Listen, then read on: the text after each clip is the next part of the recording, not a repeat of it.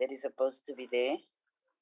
And before we start with our meeting, let us observe a moment of silence for prayer or meditation. In doing that, let us particularly think about Dr. Patrick Maisele, the advisor to our Recording in progress. That so sadly passed on yesterday. We want to, on behalf of the National Council of Provinces, on behalf of his colleagues and us that have known him, express sincere condolences to the family. Recording stopped. To the person who worked with him for a very long time. Recording in progress. We pray that his soul will find eternal peace. And in saying that, we will now allow us observation of a moment for prayer or meditation.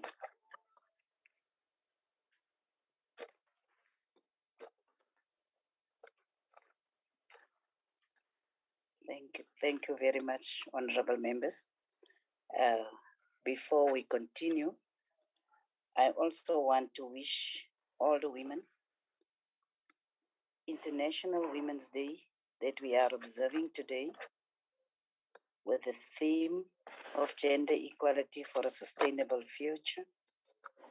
All of us, particularly Honorable Nyambi, will be able to tell us more about this topic.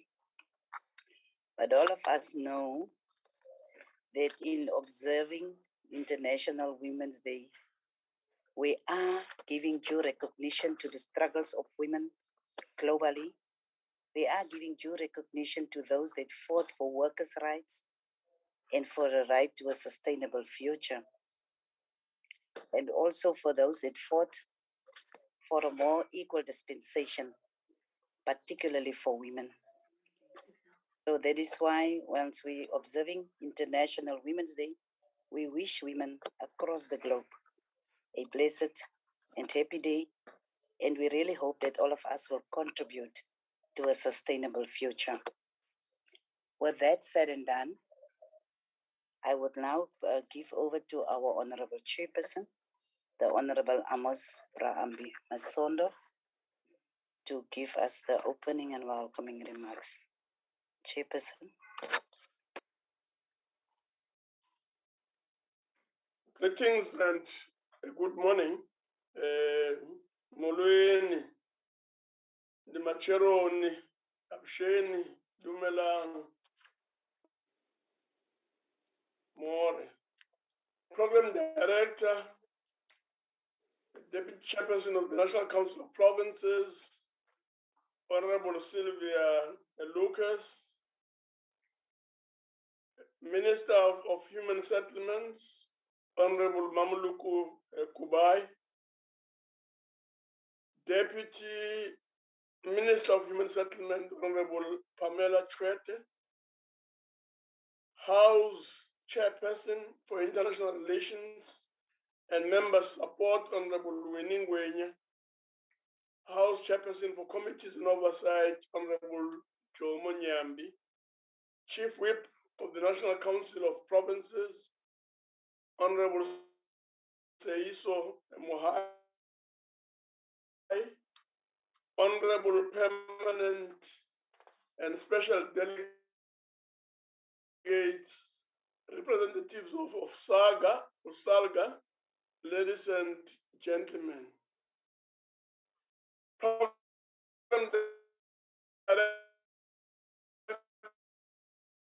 allow me to start by thanking you for the opportunity of today's ministerial briefing on human settlements has been convened to enable us to focus our attention on progress in creating integrated and sustainable human settlements. The creation of integrated and sustainable human settlements speaks to the need to ensure that people have access to social and economic opportunities where they live. The intention of the briefing session is to provide the members of the NCOP, the provincial legislatures, and municipal councils through SALGA with the necessary information to be able to coordinate and enhance their oversight work. This is critical given that all the three spheres of government play a role in the creation of integrated and sustainable human settlements. Starting with the right to housing, our Constitution entrenches the right of everyone to have access to adequate housing. It places the responsibility upon the state to take reasonable legislative and other measures within its available resources to achieve the progressive realization of this right. This is in keeping with the aspirations of the founders of our democracy, who in the year 1955, through the Freedom Charter, elaborated the vision of South Africa as follows. Open quote, all people shall have the right to live where they choose, to be decently housed, and to bring up their families in comfort and security. Unused housing space shall be made available to the people. Rent and prices shall be lowered, food plentiful, and no one shall go hungry, close quote. Program Director, it is through the judgment of the Constitutional Court in October 2000 in the matter between government of the Republic of South Africa and others versus Irene Boom of Cape Town and others, where this right was given full expression. The court's judgment highlighted the state's obligation under Section 26 of the Constitution, which gives everyone the right of access to adequate housing, and Section 28(1)(c), which affords children the right to shelter. In a unanimous judgment written by Justice Yakub, the court noted that the Constitution obliges the state to act positively to ameliorate the plight of the hundreds of thousands of people living in deplorable conditions throughout the country. It said that the state must provide access to housing, health care, sufficient food and water, and social security to those unable to support themselves and their dependents. The court expressed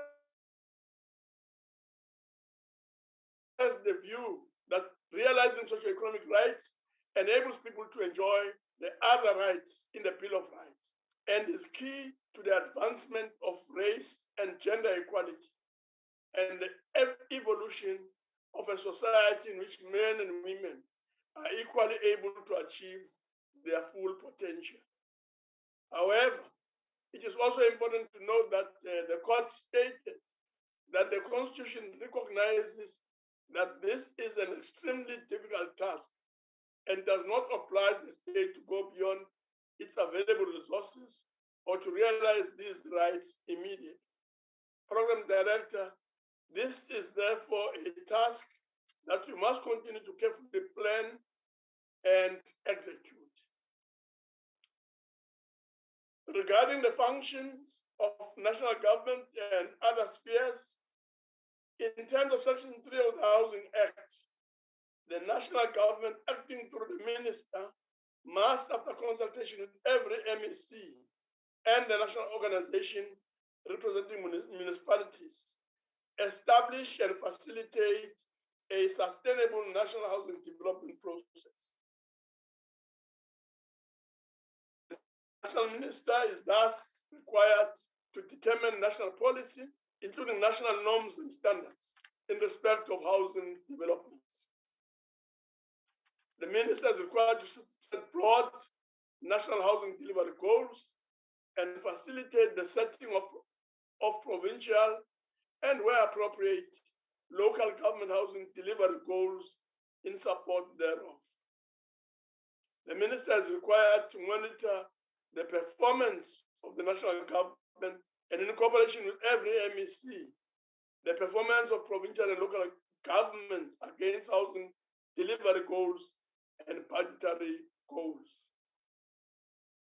On successes in the provision of human settlements, Program Director, apartheid planning had, amongst others, consigned the majority of South Africans to live far away from work. In 1994, the Reconstruction and Development Program stated that the lack of adequate housing and basic services in urban townships and rural settlements had reached crisis proportions. It stated that the urban housing backlog in 1990 was conservatively estimated at 1.3 million units. This excluded hostels and rural areas. However, by the end of the year 2021, government had expanded housing to 4 million households. Services and infrastructure had been provided to many communities. Initiatives to provide mixed housing strategies and more compact urban development to help people access public spaces and facilities, state agencies, and work and business opportunities as per the National Development Plan were being rolled out. In short, in the face of the challenges with the ever-increasing demand for integrated and sustainable human settlements, government has nonetheless made enormous strides to provide these in spite of the limited resources. But we still face some serious challenges. The creation of integrated and sustainable human settlement is a cooperative national effort under the guidance of national government.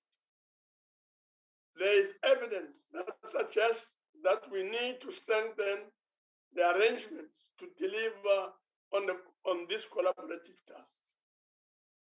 One of these, Program Director, is the need to deal with unfinished projects. These are the projects not only in the housing sector, where government appoints a company, but the company does not complete the project because it is either facing a court case, is liquidated, or has simply disappeared. Often than not, successive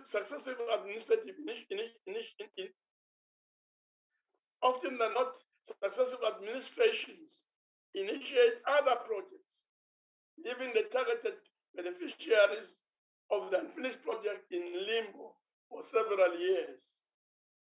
This leads to resentment and possibly protest action by the affected communities, which does not augur well for all of us. One can add to this some of the challenges experienced where certain projects intended to refurbish hostels with a view to, amongst others, convert them into family units,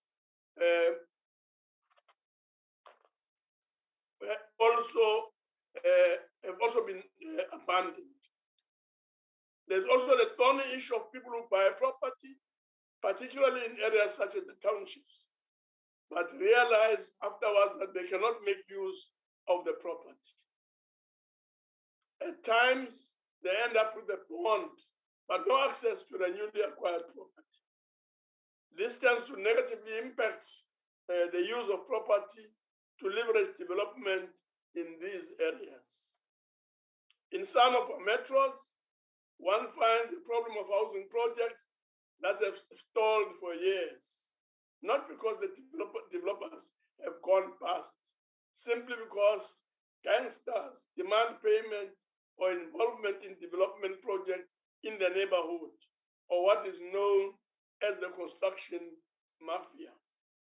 Lastly, the program to upgrade informal settlements is not without challenges.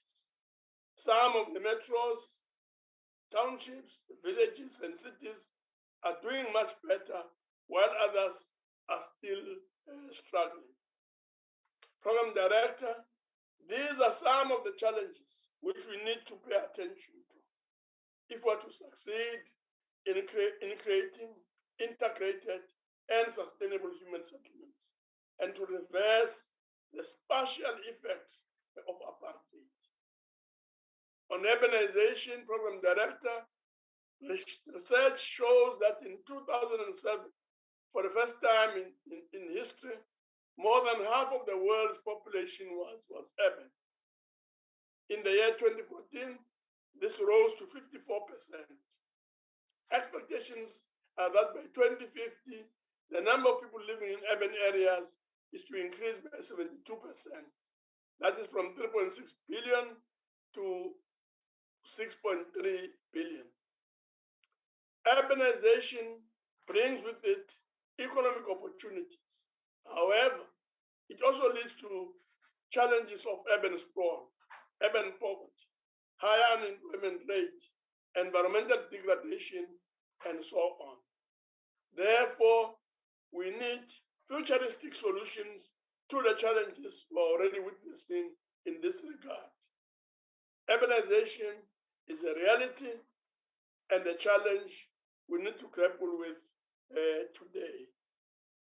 In conclusion, Program Director, the notion of integrated and sustainable human settlement is essential about where we live and work. To achieve it requires more cooperation amongst the different spheres and organs of the state to address the challenge of apartheid geography and to create conditions consistent with the Freedom Charter and the Constitution. Once again, I do wish to, at this point, express an appreciation for the opportunity given to me to make these opening remarks. Thank you very much. Thank you very much, Honorable Chairperson. And also with that, a few words. I'm sure that all of the delegates today and our guests feel welcomed by the opening remarks of the Chairperson. I just want to emphasize that the right to a shelter is one of the guaranteed rights of our Bill of Rights, coming from the Freedom Charter. So for us, particularly as the 52% of the population, it is even more important that today, on International Women's Day, that we have this very important briefing session where we can engage with the responsible executive authority on the issues of human settlement and also the response to the right of people to decent housing. With that said and done, I want to give over to the Honorable Minister, Mamuloko Nkensani Kubai. I'm deliberately saying in Nkensani because I see it's MT Kubai on the program, and according to my knowledge, it's MN. So I want to give over to you, my dear Honorable Minister, for the presentation. Thank you and welcome. Thank you very much, Honorable Sylvia Lucas, the Deputy Chairperson of the NCOP. Greetings to the Chairperson of the NCOP, Honorable Masondo, all presiding officers, the Chief Whip, Honorable Mohai, DM Trete, all MECs of all our provinces who have joined us, SALGA representatives, honorable members, ladies and gentlemen. I am going to request that the team share my presentation, and I request Chair to switch off my video while presenting so that I can take honorable members on this presentation on the issues that we want to share with you today. Let me take this opportunity to wish all women across the world a happy International Women's Day. We're standing on the shoulders of giants who are the people who actually made it possible for us as women leaders to be standing here today and can be able to lead in various responsibilities, but have confidence and continue with our resilience to see a better South Africa, a better Africa, and a better world. Let's move to the next slide. The person who's helping me with the presentation.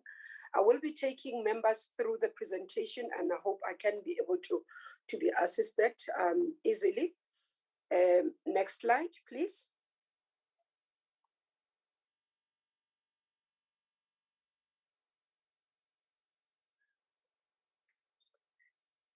I'm not so sure because on my screen, the presentation is not visible clearly. I don't know if members can see it properly, Chair, Program Director, Deputy Chairperson. Yes, we have the one rationale for integrated human settlement, and it's quite visible. So okay, I think you may continue. Okay. I want to so that it's very visible. Okay. Mega projects. What we want to take you through, firstly, is around the rationale for integrated human settlements. Also focus on do a strategic focus for human settlement, policy and legislative mandate, interventions to address the policy implementation challenges. Also look at interventions in entities to address policy implementation. And then we do the human settlements priorities in terms of our MTSF 2019-2024. And then we'll do the macro planning framework, progress of MTSF targets, macro funding framework, monitoring and oversight, and what we want just to say, noting of that.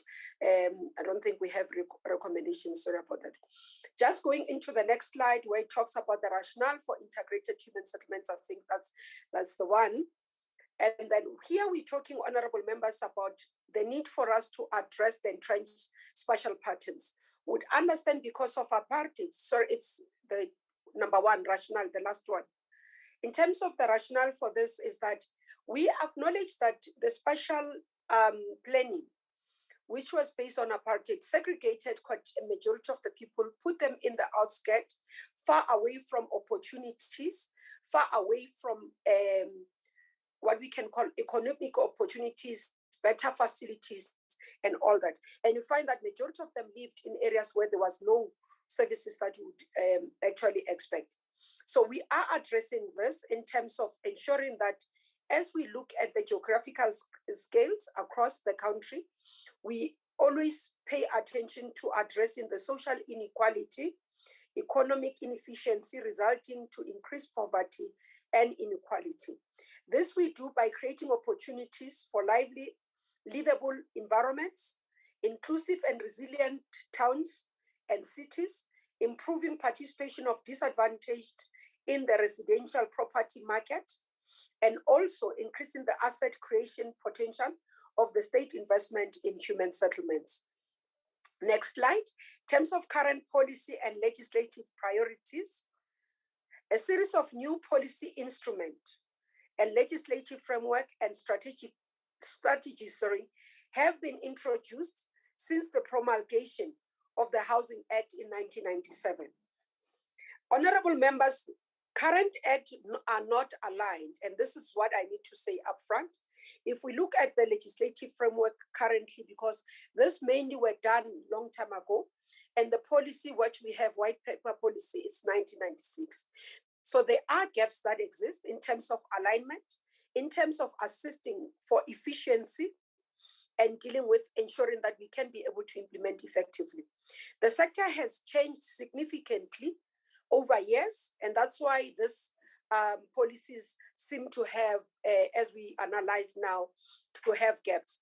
You look at in terms of significant changes, you'd notice that even in terms of the National Housing Code and the Housing Act remains unchanged, though the environment has changed. And therefore, when you look at the needs, and that's why I'll come to the issue of what we are doing, because we are looking at policy interventions to address that. And then you look at what is prescribed in the Act and what the housing code will state. You find the disjuncture in terms of where we are currently.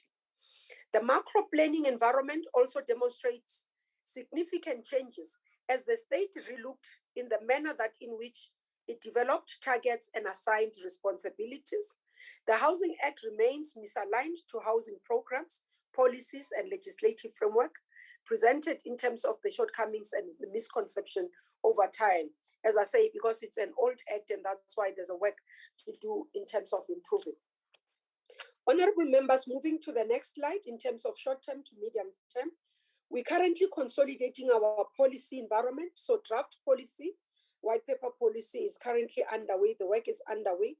We will consolidate this draft policy and subject it to our socio-economic impact assessment so that we can be able to say whether what we are addressing is going to assist us in responding to the challenges.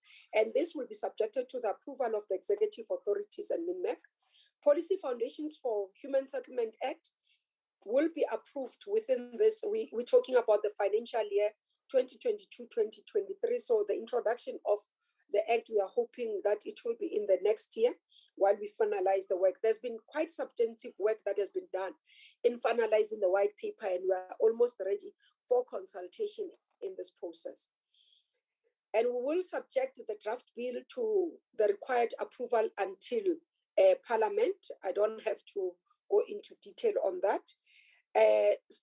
Next slide, in terms of action taken to address spatial inefficiencies.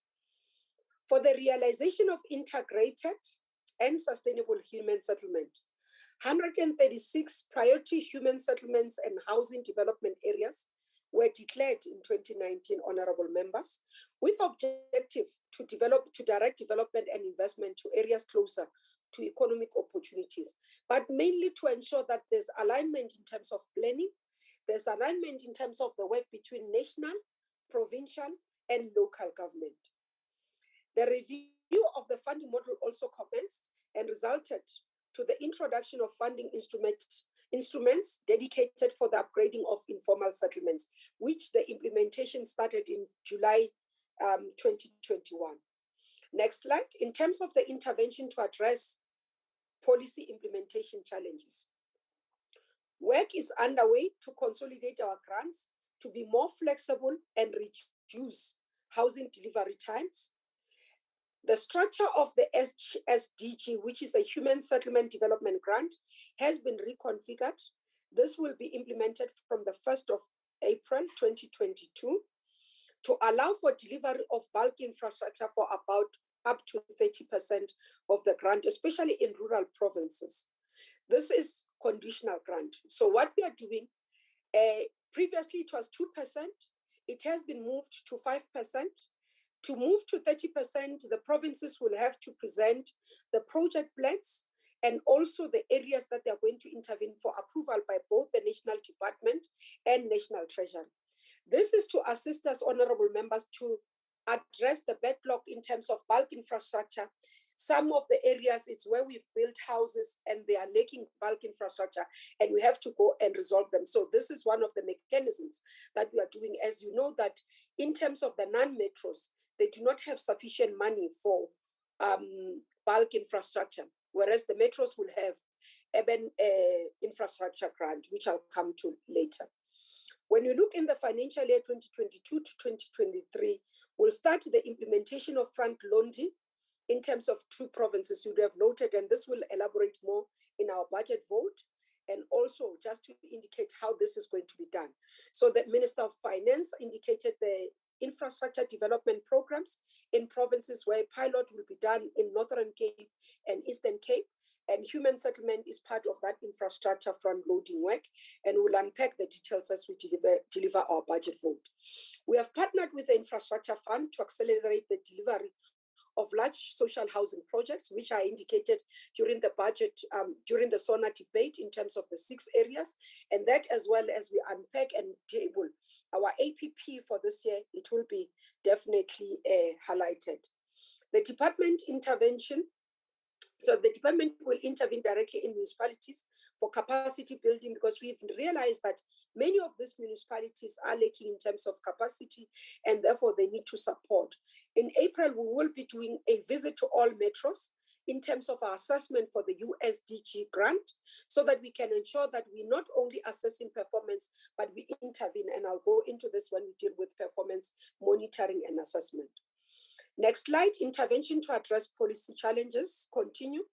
One of the areas that we've seen and we've received feedback is around the program in terms of LISP program, which has been expanded to include the Rural Areas Permission to Occupy Government Employee Housing Scheme. housing loans supported by employer-assisted housing schemes, cooperatives, or community-based schemes such as stock funds. Residential rent relief as well policy was put together to assist those affected by COVID-19 pandemic to meet their rental obligations. The intervention in disasters as well has been reconfigured. You'd note that recently we've seen quite a number of disasters across the country. One of the interventions as well, and we are starting to change the turnaround time and requests that, for example, if a disaster has happened, we do not take years before we respond, because on the day a disaster happens, somebody is on the street. Therefore, human settlement within 24 hours needs to be on site assisting. One of the interventions we've made immediately with a pilot that is started, or the work that started in KZN, was the introduction, for example, honorable members, of voucher system that assist for people to immediately respond and close, for example, if their roof just went off and the entire structure is still intact, and therefore you give them a voucher which is not transferable for anything else except for the material that they can go and fix themselves. And we've seen this working very effectively. Moving into the next slide, we focus on the intervention. Honorable members would note that over time, we've had challenges in terms of our entities. With our entities where we've received feedback to say that the entities are not assisting the portfolio in terms of achieving its objective. Part of the responsibility that we have done in the past few months, less than 6 months that we've started stabilizing the entities, was to appoint the boards, firstly, the 5 boards that we announced, with technically sound and competent individual, and also ensuring that credibility is restored in these entities. With Housing Development Agency, honorable members, one of the work that has started now, we finished the appointment of the boards, and now we are focused on appointment of the executive, which is currently underway. Members would note that we've had acting people for some time. And also part of the work that we are doing there is to restructure HDA, reposition HDA to becoming a developer of choice of the human settlement sector. On the SHRA, which is Social Housing Regulatory Authority, again here a board has been appointed. Currently underway is executive appointment process, and the restructuring as well here is underway as part of the proposing and repositioning of our state-owned entities to ensure that SHRA is becoming a developer of choice as well, specifically for social housing, and also can be able to lead in terms of PPP, public-private partnership models for social housing and crowding in private investment into our work. Honorable members, with National Housing Finance Corporation, the board appointment is currently in its final stages. We should be able to go to cabinet for approval, and also work underway to convert the NHFC into Human Settlement Bank. We are waiting Minister of Finance approval. We have made all the submission, and the bank will be positioned to crowd in funding for human settlement project, but assist us as well in terms of the work that we are doing in terms of transformation. With NHBRC, honorable members, capacity was drained out of this institution, which led to this institution being unable to fulfill its responsibility. We have appointed a board here, a new council here, that has started its work. We have requested them to prioritize the appointment of executives and also the approval of a structure that will ensure the entity is positioned to respond to the challenges that we are facing. But also NHBRC is being set to become a platform where we can be able to develop capacity for the country and become a training of choice for technical skills that we need as government, and also that private sector can source from. On the CSOS, honorable members, the new board has been appointed to bring stability, and the executive has been appointed here. We are happy to report, honorable members, that we are starting to see some stability. We have requested the entity to ensure that there's transparency in their work so that we build confidence in the public and those that are critical stakeholders. On the PPRA, members will note that this is what was called EAIB, Estate Agents Institution, that was there previously. The new act came into effect on the 1st of February 2022 with a new board in place, and now the entity is empowered through the act to implement transformational initiative in the sector that remains largely untransformed. And here the Act specifically also indicates that we should be able to fund transformation through a transformation fund.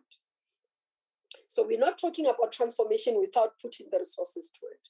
Honorable members, I'm not going to go into detail because members of parliament would have been exposed to our MTSF targets. I just wanted to remind on what we as government, as the executive authority, but also as a sector within this area, as a department within the sector, have committed to. This MTSF targets remains a commitment by government to saying this is what we are going to do. On special transformation through multi-program integration in priority development areas, I spoke about this. Interventions is invest in 94 priority development areas and also ensure that by 2024, that target is met. The rezoning of land acquired is critical for human settlement development. And this is what we are saying. All the land that is given to us for human settlements needs to be 100% rezoned as we reach 2024. Delivery of housing units through subsidy mechanism. A target that we have set is 450,000 housing units through subsidy mechanism. I must say, members, that our indication is that this target is under threat in terms of being met because of the reduction of allocation of budget. The approval of FLIPS, which is finance-linked individual subsidy program, which we will from the 1st of April call it Help Me Buy a House, which is easier to remember.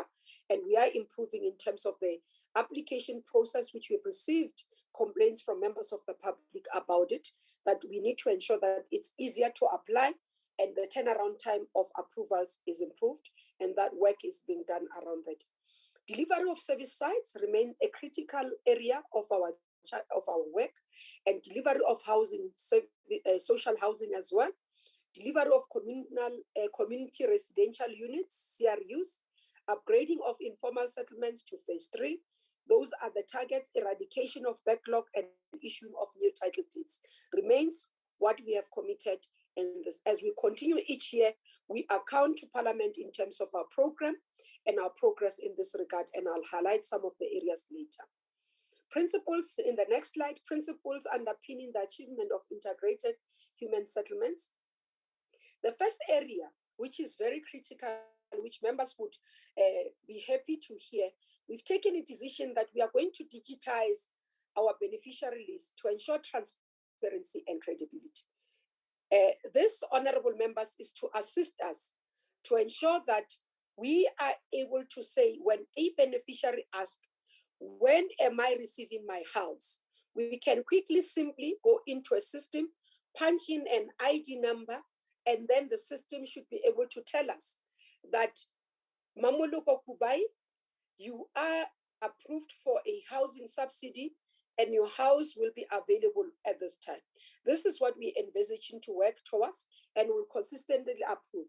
We've set a target for May for ourselves as the department so that we can be able to reach this. And we do believe that this will elevate a lot of complaints we receive, but the manipulation and the lack of trust that we are seeing from public about our work as human settlement. The next area is around coordinated investments with other sector departments, municipalities, and state entities to identify priority human settlements and housing development areas. This we will endeavor to do it in line with the district development model. What we are doing now is to link each project to a district and also the monitoring and evaluation around that work. We're also working towards coordinated of development of infrastructure and ensuring sequencing of budgets. We are reviewing this work. We are seeing some of the areas, honorable members, where there's constraint in terms of how our grants are aligned. MECs have given feedback. We will work towards this improvement, but we couldn't do it for the 1st of April. And National Treasury has said to us, let's make it work in progress. And this is one of the areas we pay attention. We would want our grants to be positioned in a manner that it assists us to achieve our objective and refuse to see a lot of money leaving our sector, but also where you find one area is performing well, does not have money, and the other is not performing well, has money, and you are not able to transfer funds to ensure that service delivery improves. Moving to the next slide, and also the last one is around multi-sector response, as well bringing in private partnership to be able to improve our work. On the macro planning framework for human settlement, the planning framework for human settlement considers intergovernmental coordination. We do believe that the current platforms that exist are assisting us in terms of our technical MINMEC and our MINMEC, where we sit together as national minister and deputy minister, the MECs, SALGA representatives, together with our teams, where we are able to look at what is being planned going forward. Currently, one of the issues is around where we have, for example, APPs and as well as business plan. We do believe that some of the issues needs to be needs to be unlocked, because there's too much administrative burden instead of the implementation of the work. So we want to ease the process of planning and also the process of implementation and monitoring going forward. As such, the declaration of priority human settlement, housing, and development areas serves as a reform for government planning system. So we are saying, as we do this, the work assists us to plan better. The commitment to invest in the declared PHS-HDAs by all stakeholders will result into a well-planned, budgeted settlements with required infrastructure and social services, such as your school, health facilities, etc. The next slide just highlights in terms of our approach. I won't go into detail. In terms of community, I hope that the secretariat or the presiding officers will allow, because we shared the presentation, will allow it distributed to members so that it can assist them. So I won't go into that detail, but to share, moving into the area, because I'm worried about time, moving into the area progress in implementation of the MTSF, just to give you some of the progress that we have been able to do. This is on the slide that speaks about Gazette 43316, declaration of PHS-HDAs. Go to the next slide. Yes. Just to give an account, honorable members, in the Eastern Cape, we have declared number of the PHS-HDAs declared are 12, and these are located in 4 district municipalities and 2 in the metros, and a number of municipalities in terms of local, it's 6, so you can see the spread. No, that's not the slide. Go back to the slide so that members can see it. This is very important because these are representatives of provinces that we need to see this. If you look at Free State, you'll have the number of declared PHS-HDAs, priority housing settlements. It's 10, and that is broken down into 3 in terms of district, 1 in the metro, which is Mangaung, because they have 1 metro, and then you have 5 distributed across the local municipalities. In Gauteng, we have 26 declared, 2 in the metros, 2 in the districts, 3 in the metros, and 4 in the local municipalities. Gauteng doesn't have many local municipalities. KwaZulu-Natal, we have 22, 9 spread across districts, 1 in the metro, and then 9 across 9 local municipalities. So you'd see Limpopo there, 11 declared, 5 in districts. Limpopo does not have a metro, and therefore you'd have 8 distributed in local municipalities. Mpumalanga does not have a metro as well. So the 16 is spread between the district and also the local municipality. So you have 3 and 10. And I do note that there is some discrepancies in terms of the declaration and some of the allocation of the members as you look at that. In Northwest, you've got 14 and then 4 and 9.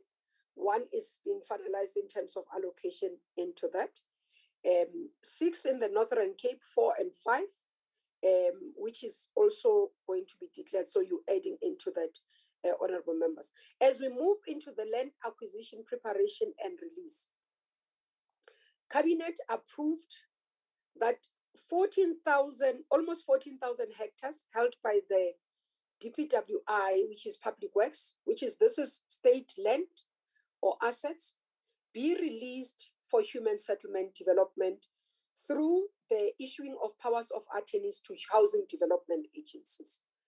We must account that out of this, in 2021 to 2022, we have the allocated, and I'll go into detail in terms of that in the allocation, but just to indicate that this is work in progress, honorable members. It's not yet finalized. We consistently report to the IMC chaired by the Deputy President, and we are making quite a lot of progress. I know MECs will say some of the areas they have not yet received the powers of attorney, still work in progress, but we are working towards improving.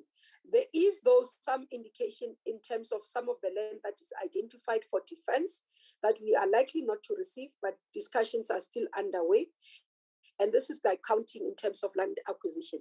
We are highlighting this because sometimes there's a misunderstanding that government is not serious about land. This is land specifically taken to ensuring that there is residential development for people to stay, and specifically, most of the areas is for actually social housing, which brings people closer to opportunities in terms of urban areas and where the people are working.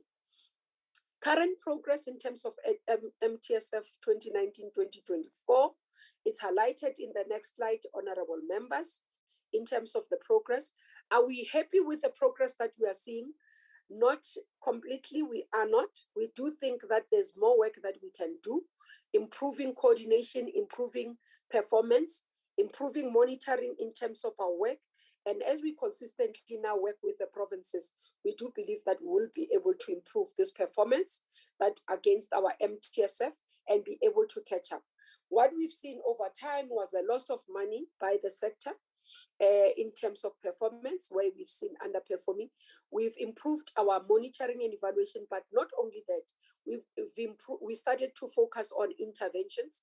We started last year where we asked provinces to give us recovery plans where we're finding difficulties of performance. But also, secondly, we also sent a team of technical intervention teams or technical intervention teams to provinces so that they can be able to assist. We've done that in several provinces in the Eastern Cape where we started to see improvement. Northern Cape in the previous financial year, there were difficulties.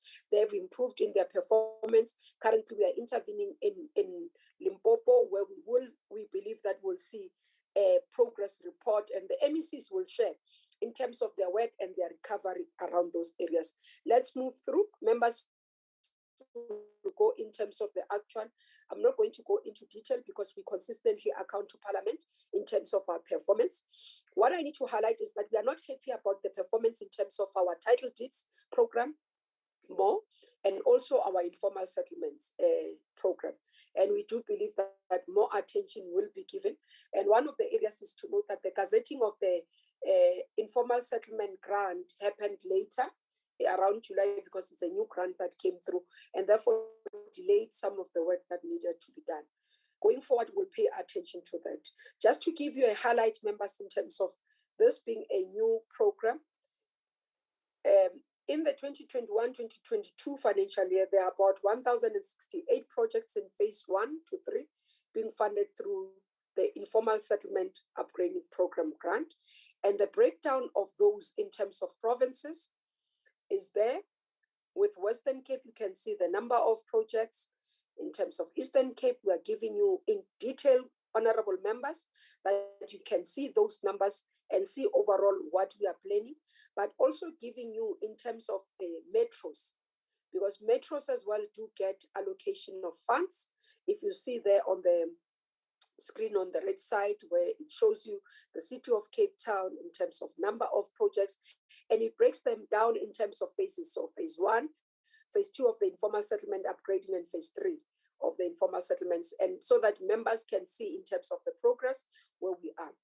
And then moving to the next slide, as I spoke to eradication of backlog and issuing of title deeds, one of the challenges that we are faced with, next slide, is that we are finding more and more that either people do not come to collect their title deeds, or you find that title deeds are sitting in our offices in municipalities not being handed over, and this delays to ensure that this right to ownership is done.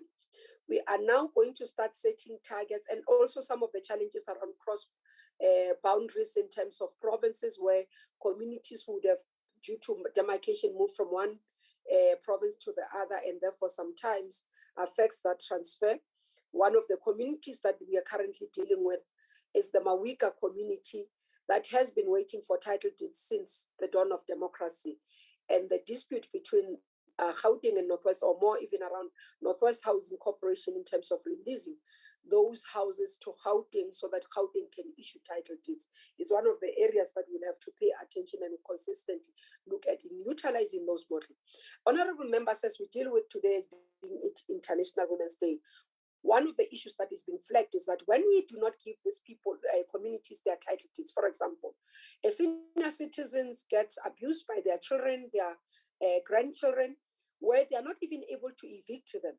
And you find that when police are called, they want, when you want to do a court order, for example, they are not able to do it because there isn't a proof of ownership to be able to evict them. And that's why we are saying the importance of giving title deeds should be seen beyond just ownership, but ensuring safety even for our own citizens. This is a story that I was told by Guguletu women who said that part of the problem where they are seeing a lot of senior citizens, especially women, being abused by their children and their grandchildren is because they do not have the right title, they do not have title deeds, and therefore cannot even evict these children. When police are supposed to intervene, they are limited by law to be able to intervene. So one can express more agency and more importance of issuing these title deeds that we are working on. Moving to the slide that talks about macro funding, just to highlight to honorable members, which I know that we all are aware of, the Human Settlement, Housing and Human Settlement Funding Framework currently in place is determined by the Constitution, legislation and policy and approved programs. Parliament on the relevant prescript appropriates funds to the human settlements, as we are aware. And the Minister, as the Executive Authority and Director General as Accounting Officer, have accountability and responsibility and oversight for the following scheduled grants, as Honorable Chairperson of NCOP said earlier on. We have the Human Settlement Development Grant that is meant for assisting us in terms of limitation within, it's limited in terms of bulk, but especially for top structures. With the Emerging Settlement Development Grant that is meant for our metros specifically, a provincial and metropolitan municipal informal settlement grant, upgrading partnership grant that is there, provincial emergency housing grant to respond to emergencies such as disasters and also the issues around where people's life is threatened, municipal emergency housing grant as well. And another grant that is not highlighted here is around support for distress mining, where we provide support in terms of funding for them to be able to rehabilitate those settlements. Moving to the next slide. The department also received allocation to support the work of various entities, and this includes the Consolidated Capital Grant, which funds the social rental housing program administered by SHRA. And on a quarterly basis, we are reporting to Parliament in terms of performance of this grant. In monitoring and evaluation as part of promoting accountability and oversight of provinces and municipalities, moving to the next slides, the Constitution guides us, and guided by the Constitution, PFMA, and also the National Treasury regulations, the accounting officer of an institution must establish procedures for quarterly reporting and also ensuring that we are accounting. The Act's prescript on terms of monitoring and evaluation, I'm not going to go into this because members would know, but all these are meant to promote accountability, transparency, and ensuring that we account for every cent, and we can ensure that there's consequence management where there isn't. Let's move to the slide where it talks about considering the concurrence. Moving, I don't want to go into detail of those members can read. We have highlighted the legislative framework for our work. On considering the concurrence of human settlement function, a number of accountability for us have been established to monitor performance across the sector. This includes quarterly performance reviews that you've moved too far move backwards. That accounts for, sorry, just move back. Move back. Yes, that's the slide, not this one. You just jumped it. Quarterly performance reviews conducted with provinces and entities and metros to determine progress made in implementation policy, priorities, project verification visits conducted to validate progress. That's what we do. Move to the next slide. I think you are very far. Next slide.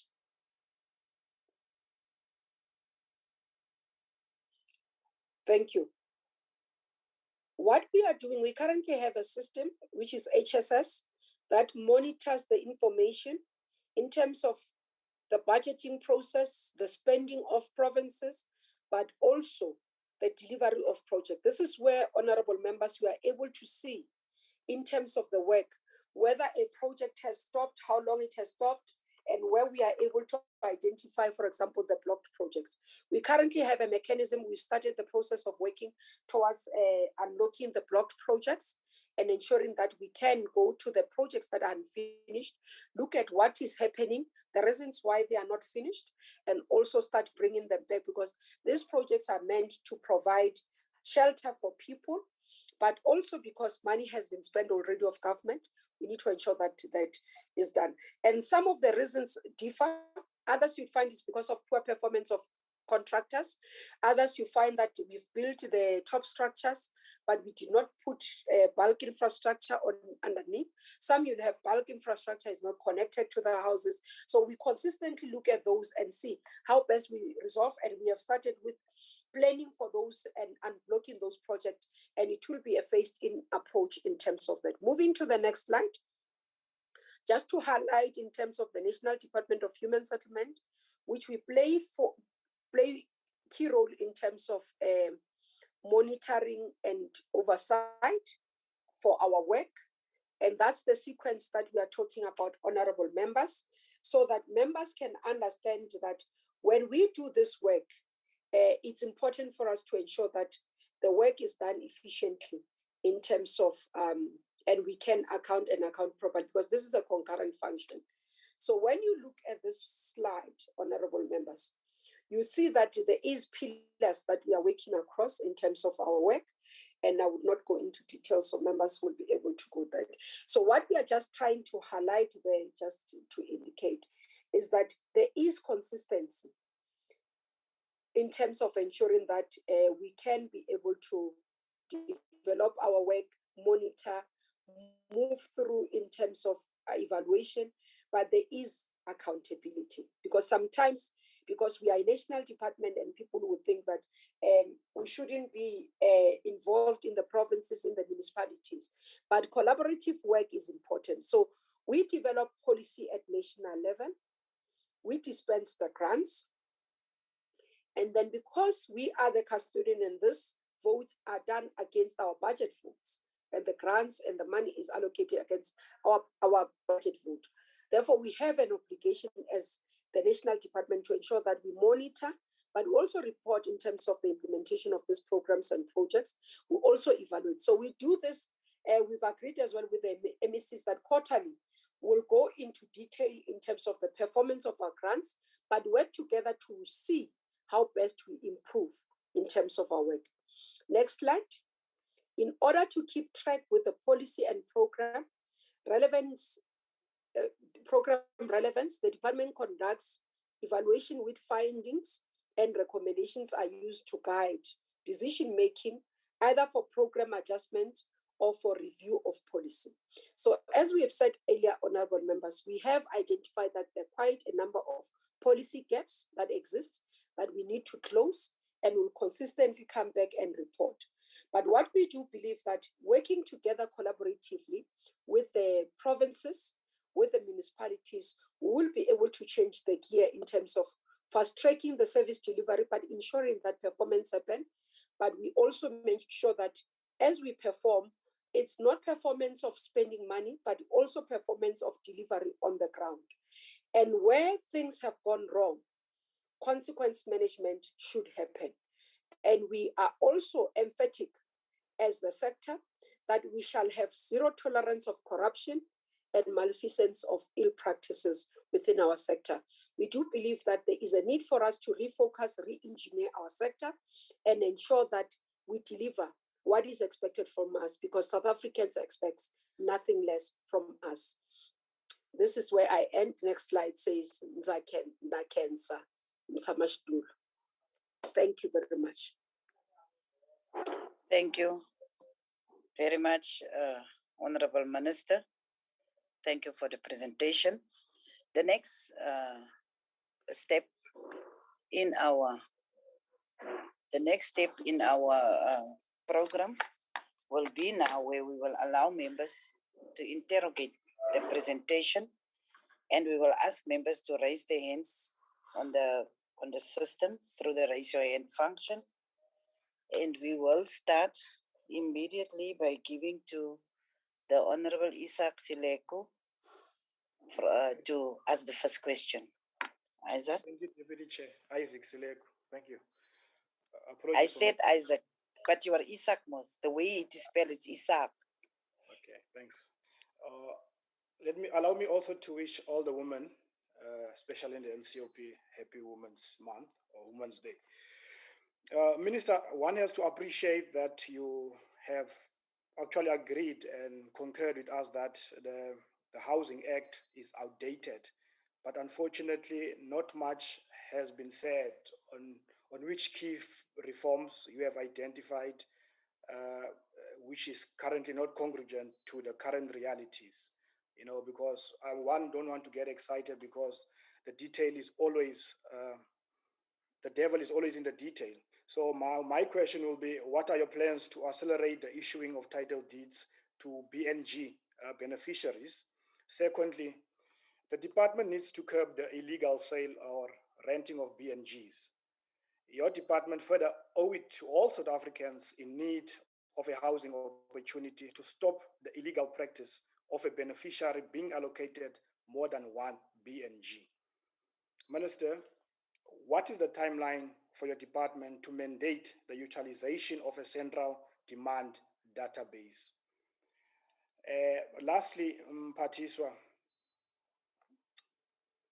okugqibela, omasipala bethu baye baxhamla kunikezelo ngezindlu. Kodwa isikhalo esimana sifumana xa sithetha nabahlali komasipala bethu nakumaphondo ethu, uyawufumaniseka ukuthi izindlu zazikade zakhiwa okanye zanikezwa abantu, uyawufumana izindlu zangasese zingaphandle. Kodwa ke xa ujonga namhlanje kuba sijongene ne-gender based violence, uyawufumanekisa ogogo nomkhulu bayakhala bathi rhulumente nangona nisinikile indlu kodwa indlu yangesese ingaphandle. Ingaba lukhona na uncedo lokukhawulelana naba bantu abamkela indodla kurhulumeni ukuthi izindlu zabo zangasese zingahlali ngaphandle, zisondele apha kubo, ngoba bayagula, baphethwe ngushukela, abanamali yokusondeza izindlu zabo zangasese? Ingaba umphathiswa angakwazi usichazela ukuthi uncedo luni abanokulufumana kurhulumente okanye emapondweni? Enkosi kakhulu. Baie dankie, adjunct voorzitter. Baie dankie, Honorable Sileko. Honorable Minister, we are going to take all the questions, so I just want you to make sure that there is someone that can record some of the questions for you. And but before I continue, there is a hand raised under Mervin's iPhone. I don't know who is Mervin. Can he just identify himself so that we know who is it that are going to ask that question? Thank you, Chairperson.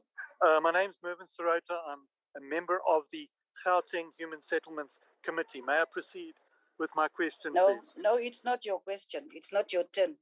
I'm preparing my list. I want to know. You said you are Mervin who? CIROTA, Mervin Sorota. I'm a member of the Gauteng Human Settlements Committee. It's fine. Thank you very much. I will continue with my list. I will call you when your turn arrives. Next will be Honorable Mandla Khai. I just ask a question. How long are members allowed to ask questions in time limits? Because otherwise some of us can make speeches. Thank you. Can we continue, Honorable Khai? We will Thank you respond, very Honorable much. Dangor. Thank you very much, Honorable Deputy Chair. Greetings to you, to the Chairperson of the NCOP, Minister, MECs, and all special delegates and permanent delegates. Mine will be very brief, Honorable Deputy Chair.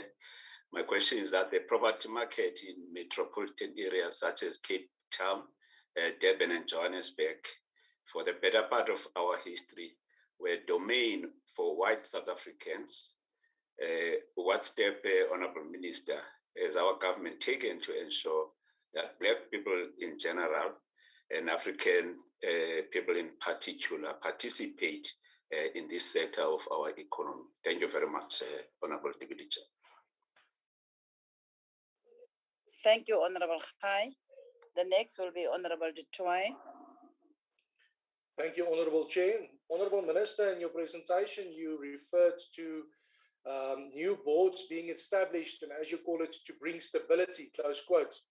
I want to know, were any steps taken against the previous board members whose conduct could have resulted in fruitless and wasteful expenditure or even failure of these entities? And if yes, could you please provide details? Because history has proven that new boards are established to correct the wrongs of the previous board without those previous board members bringing to account for their misconduct. Thank you, Minister. Thank you, Deputy Chair. Thank you, Honorable Du Toit. The next will be Honorable Sheikh. Thank you very much, Honorable Deputy Chairperson, and happy International Women's Day to all, and greetings to the Minister. And thank you, Minister, for your presentation. Minister, what integrated framework exists to ensure that there is an intergovernmental approach so that all social services such as water, electricity, schools, health facilities, and other economic developments are provided where housing projects are implemented? And secondly, Deputy Minister, what has been the impact of the COVID-19 pandemic on human settlement development projects, and what is the department doing to mitigate this impact? Those are my questions. Thank you very much, Deputy Chairperson. Thank you, Honorable Sheikh. The next will be Honorable Baha.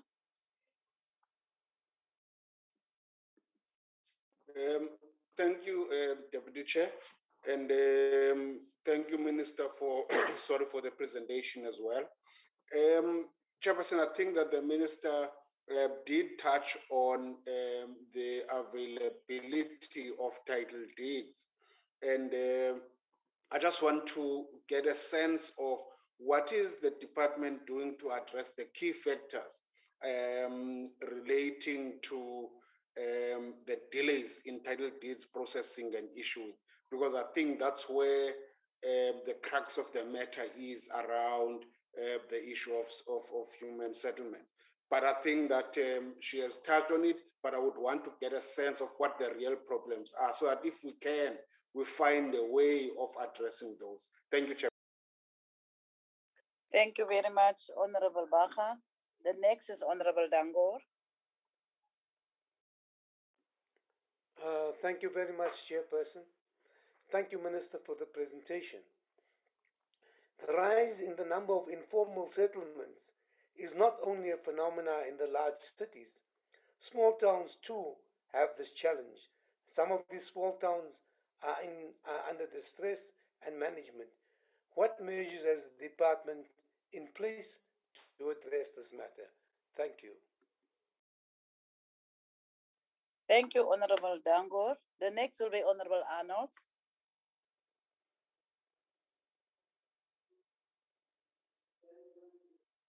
Honorable Arnold. Honorable Arnold, and can we request that all members please put on your videos, because this is directly broadcasted. Thank you, Deputy Chairperson, and also thank you to the Minister for a presentation. Minister, you mentioned in your presentation that work is underway to convert the NHFC into a human settlement bank. And you were making the comment that you are awaiting the approval of the Minister of Finance. The announcement was made in 2019 already, and it's now 2022.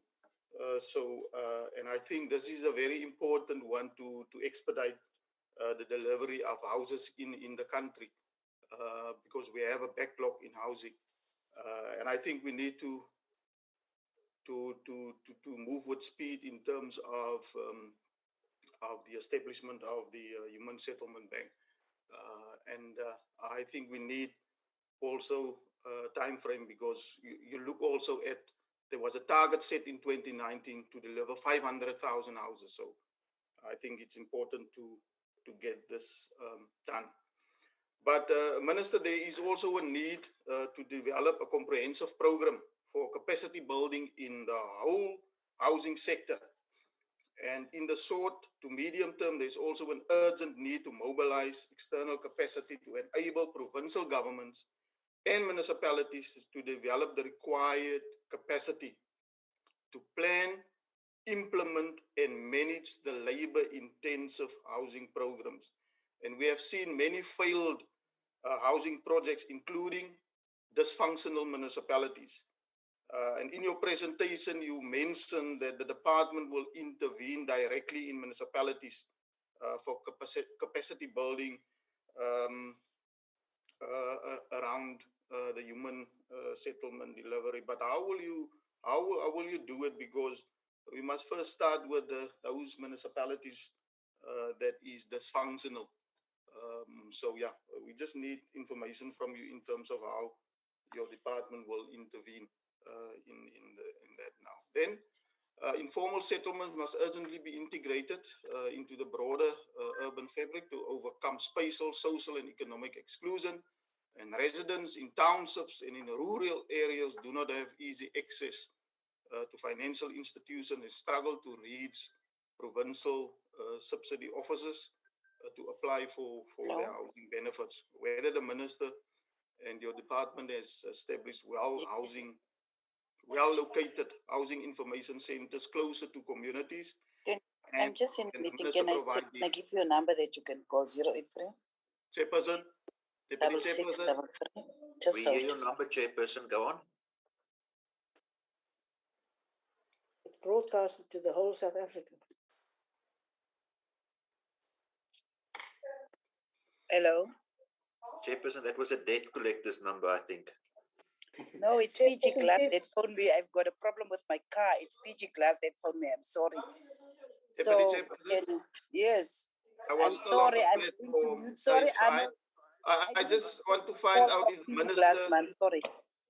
I just want to check if the minister got my third question. I missed your last question, yeah, where you were talking about the informal settlement.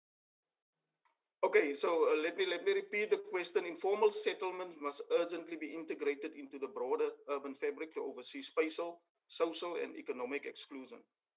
Residents in townships and in rural areas do not have easy access to financial institutions and struggle to reach provincial subsidy offices to apply for their housing benefits. Whether the minister and your department has established well-located housing information centers closer to communities, and if the minister can give details of that. Thanks, Deputy Chair.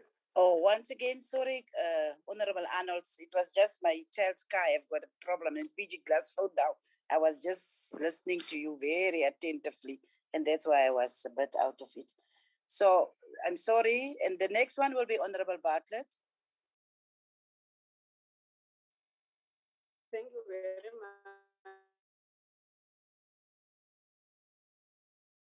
Honorable Chair. Thank you very much, Honorable Chair. Speak to the mic, Honorable Bartlett. Speak to the mic. I don't think you are audible.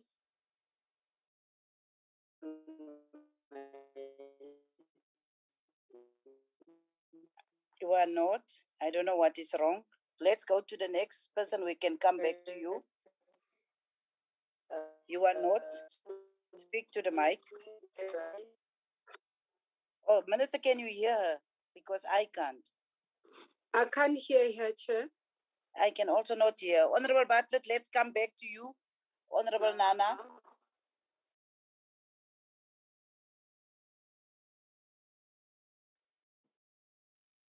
Thank you, Deputy Chairperson. Minister, I'm pleased that you have mentioned your department's determination to fight corruption in human settlements in all its manifestations. But Minister, you know as much as I do that we have watched this movie before. Fighting corruption has become a buzzword with little action from your government. I'm sure you'll also agree with me that housing invasions and vandalism of houses is another form of criminality laced with corruption. Now, my question is, Minister, with housing units that are constructed and intended for those who applied for housing, however, these houses are sometimes invaded, vandalized, and occupied illegally. I would want to know what support has been given to municipalities to evict people that are illegally occupying houses since you took over the department. Yabule.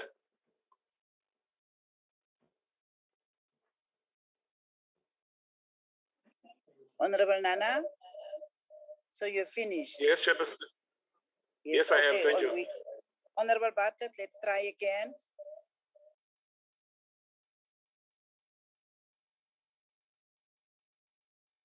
Thank you very much, Honorable Chairperson.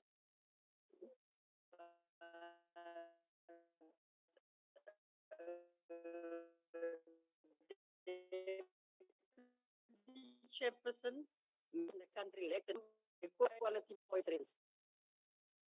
As a National Department of Women's Settlement, what capacity building programs are offered to? Am I audible, Chair?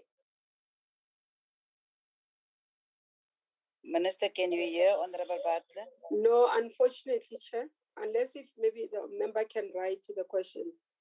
I'm battling to hear. Yes, I was also battling to hear. I don't know what is the problem. But she was asking with regards to quality assurance on housing development, particularly at the local level. What is the issue? How do you ensure quality? Is that your question?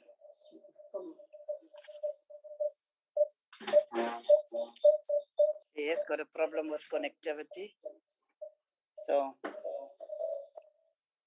many of the municipalities in the country lack the necessary technical skills required to provide quality basic services for its residents.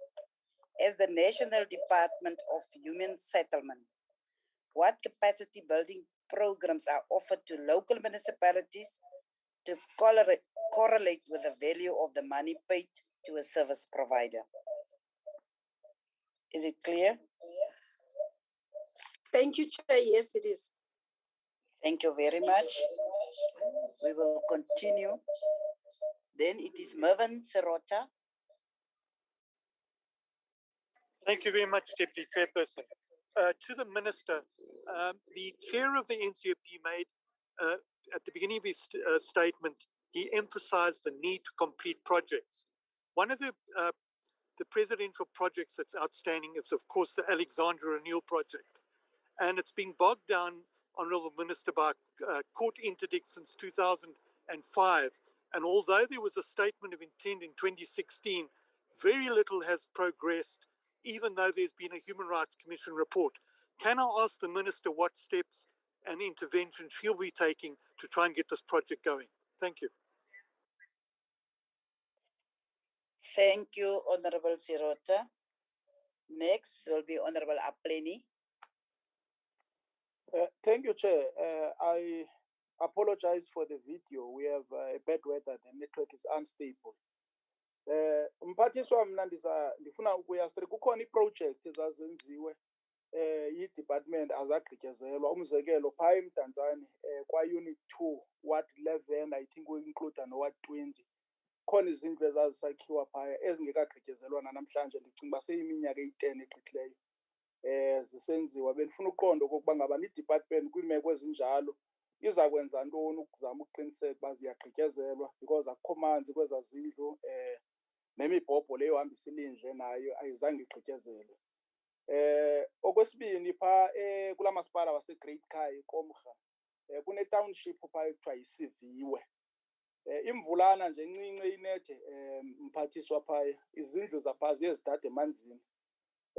So bendicela uqonda indawo ezinjeya apho kubonakalayo khona abantu bakuthi bahleli kwi-risk because kugcwele iingcuncuni ngenxa yamanzi adamayo phakathi kwezindlu zawo and amasele ebusuku angqola ukogqitha ii-TV sets zabo wava uhamba endleleni kwinto ebonakalisa ngokumhlophe okokuba indawo egcwele amanzi.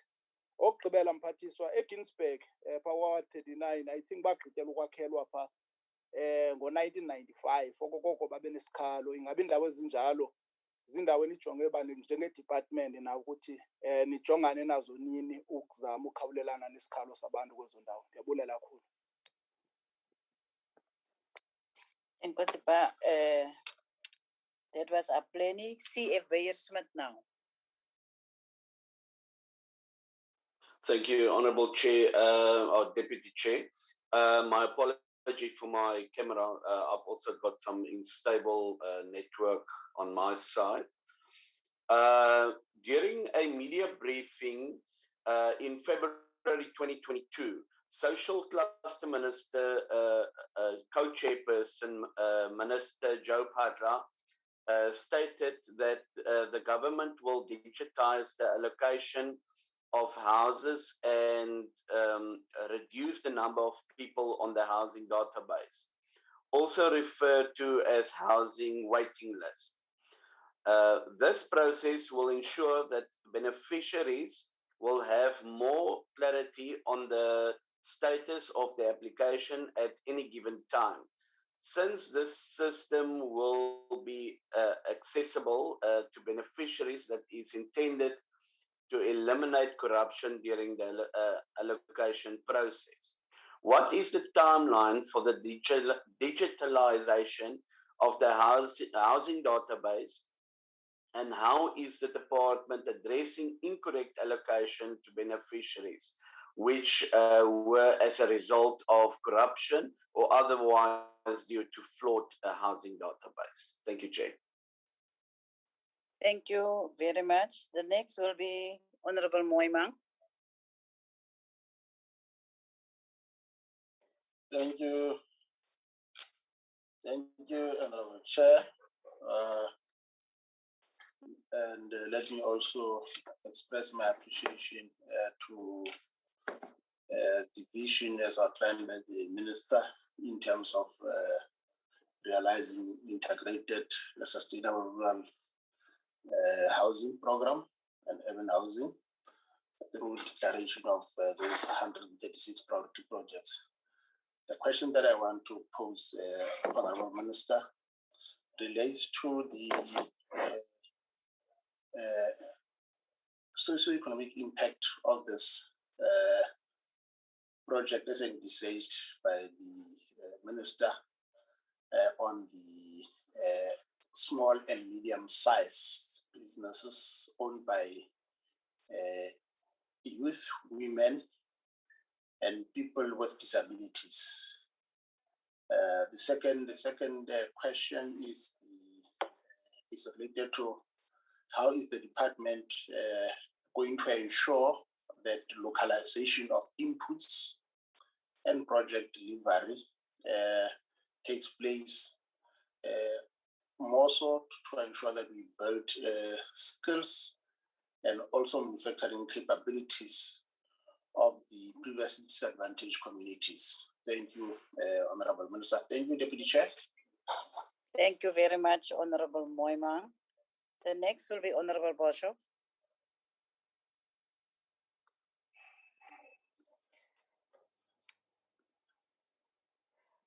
Good morning, Deputy Chair. Sorry for not opening the video because it has opened now.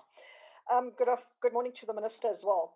Minister, during the State of the Nation SONA address in February 2022, emphasis was placed on improving the business environment for companies through a dedicated capacity in the presidency to reduce red tape. What I would like to know from you today is what are you doing in your department to heed the call from the President to cut red tape? Thank you, Deputy Chair. Thank you, Honorable Boshoff. The next is Honorable Zandamela.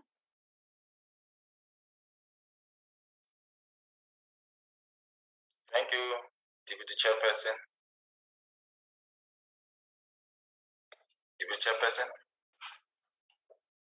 Yes, Honorable Zandamela, you may proceed.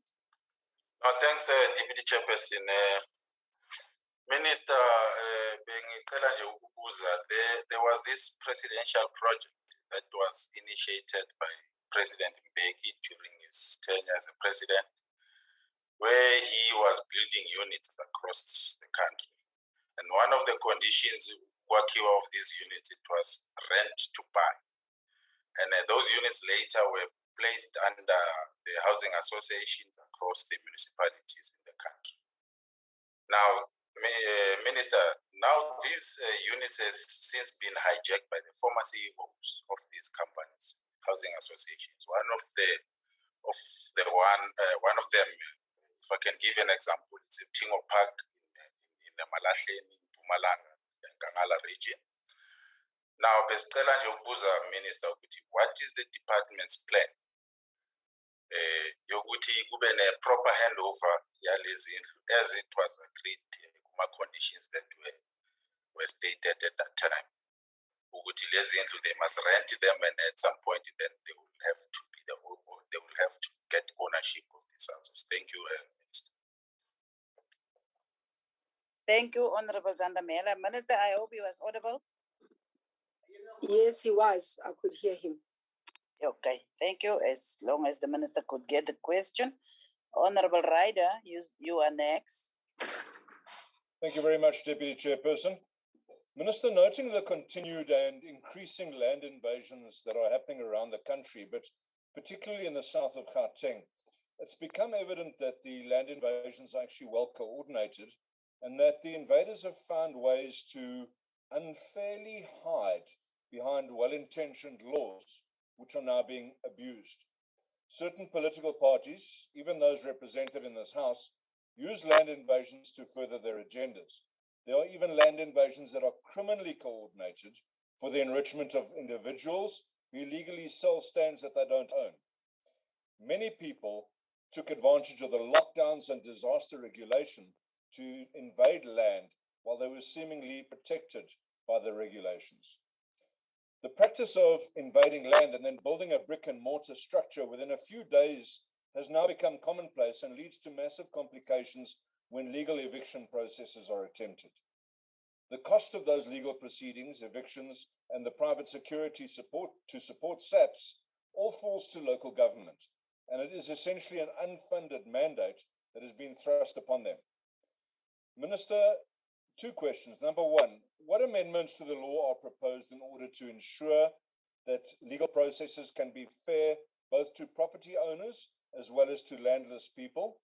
And the second question, will local government be assisted with additional budget or with any other assistance from the national and provincial government to help them to manage the unfunded mandate as well as the expansion of demand for services?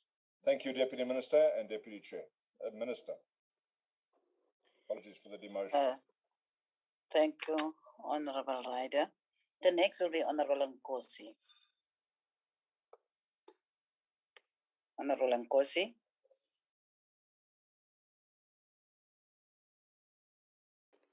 Thank you very much, Honorable Deputy Chair. Greetings to the Honorable Minister. Honorable Minister, thank you for the detailed presentation.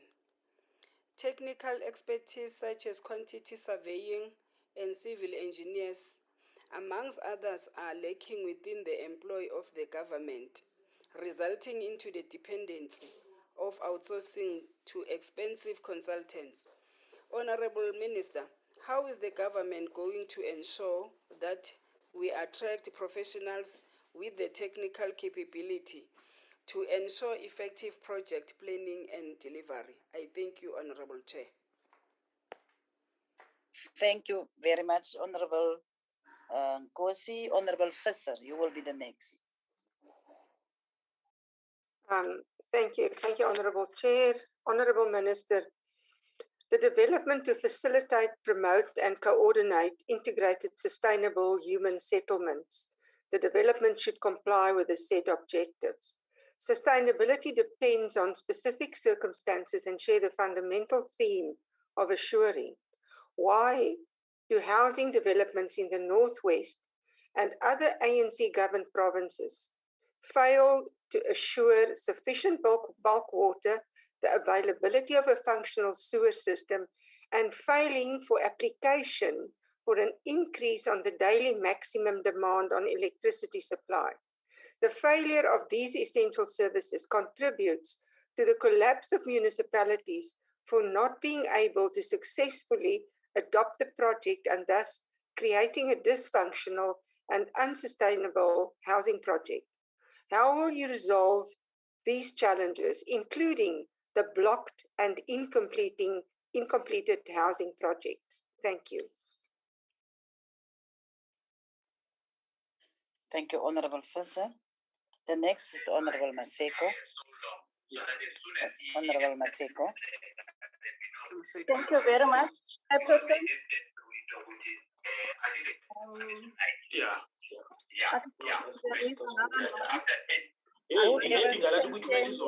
Whoever is keeping us so busy, can you please mute?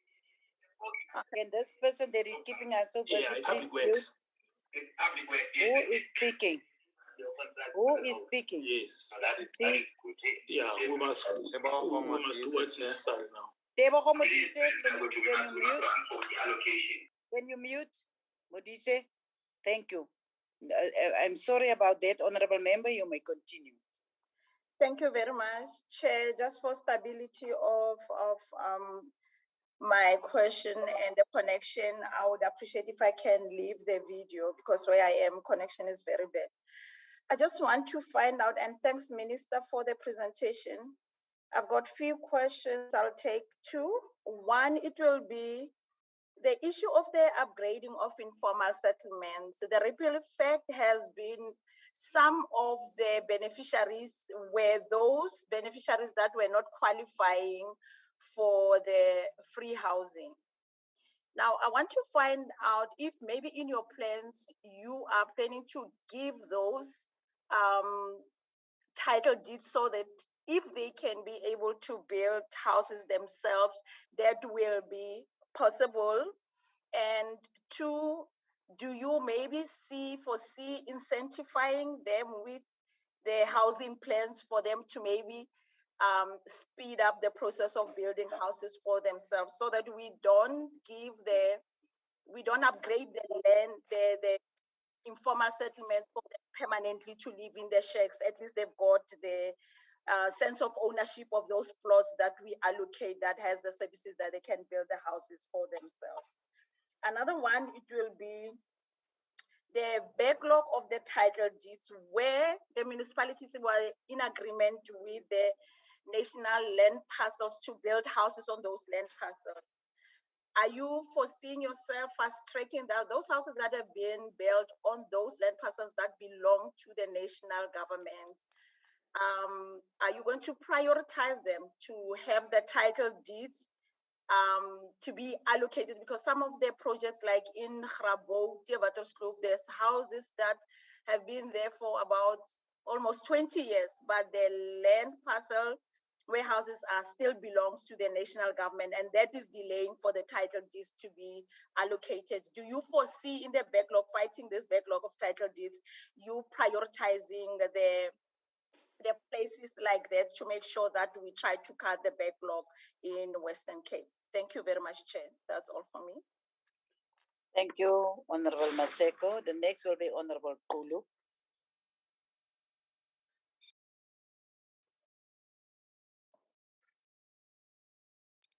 Thank you. Thank you, Honorable Deputy Chairperson. Greetings to the Chairperson and honorable members present.